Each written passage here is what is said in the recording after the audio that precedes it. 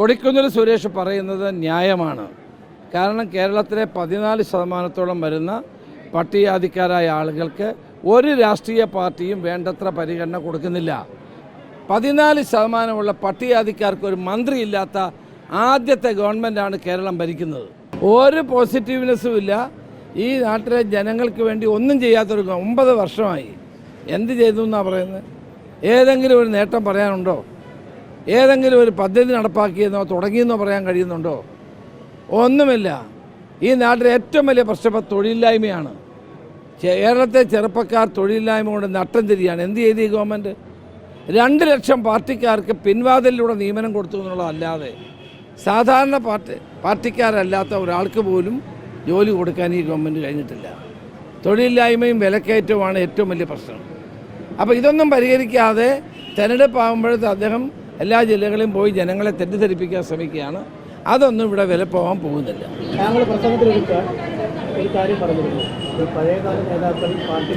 അങ്ങനെയല്ല, ഞാൻ മമ്മൂക്കയെ പറ്റി പറഞ്ഞു. അങ്ങനെയൊന്നുമില്ല. PSC മെമ്പർമാർന്നു പാവപ്പെട്ട ആശാ വർക്കർമാർക്ക് 5 രൂപ കൂട്ടുന്നതിനാണല്ലോ പ്രയാസം. PSC മെമ്പർമാർക്ക് 1 ലക്ഷം രൂപ ശമ്പളം കിട്ടുന്നവരാണ്.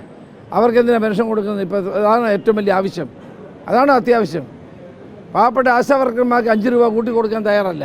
PSC മെമ്പർമാർക്ക് പുതിയ കാറ് വാങ്ങിച്ചു കൊടുക്കാം, അവരുടെ എണ്ണം വർദ്ധിപ്പിക്കാം, അവർക്ക് പെൻഷൻ കൊടുക്കാം. അതാണ് ഏറ്റവും വലിയ ആവശ്യം.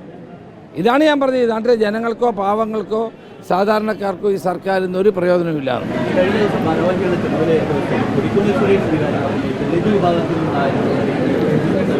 കൊടിക്കുന്നിൽ സുരേഷ് പറയുന്നത് ന്യായമാണ്. കാരണം കേരളത്തിലെ 14% വരുന്ന പട്ടികജാതിക്കാരായ ആളുകൾക്ക് ഒരു രാഷ്ട്രീയ പാർട്ടിയും വേണ്ടത്ര പരിഗണന കൊടുക്കുന്നില്ല. CPM കൊടുക്കുക. ഇന്നൊരു പട്ടികജാതി മന്ത്രി പോലും ഈ സംസ്ഥാനത്തില്ല. 14% പട്ടികജാതിക്കാർക്ക് ഒരു മന്ത്രിയില്ലാത്ത ആദ്യത്തെ ഗവൺമെൻറ്റാണ് കേരളം ഭരിക്കുന്നത്. UDF ഗവൺമെൻറ് കാലത്ത് പട്ടികജാതിക്കാർക്ക് മന്ത്രി ഉണ്ടായിരുന്നു, പട്ടിക വർഗത്തിൽപ്പെട്ട ഒരു മന്ത്രി ഉണ്ടായിരുന്നു. അദ്ദേഹം പറഞ്ഞ പൊതുവായ കാര്യമാണ്. അദ്ദേഹം പറഞ്ഞത് കേരളത്തിലെ 14% വരുന്ന പട്ടികജാതി വിഭാഗങ്ങൾക്ക് അർഹിക്കുന്ന പരിഗണന നൽകണം. അതിനോട് ഞാൻ പൂർണ്ണമായി യോജിക്കുന്നു. പാർട്ടിക്കകത്ത് അതിൻ്റെ ശ്രമം ആരംഭിച്ചിട്ടുണ്ട്.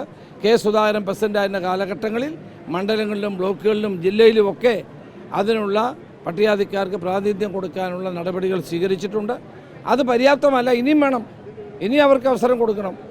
പക്ഷേ പട്ടികജാതിക്കാർക്ക് ഒരവസരവും കൊടുക്കാത്ത പാർട്ടി CPM ആണ്. അവരുടെ വോട്ട് മാത്രം മതി.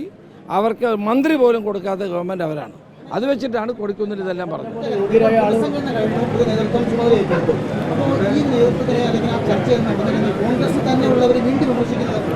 ആരും വിമർശിക്കുന്നത്? നിങ്ങളങ്ങ് വിമർശിക്കാമെന്ന് വെച്ചാൽ മതി.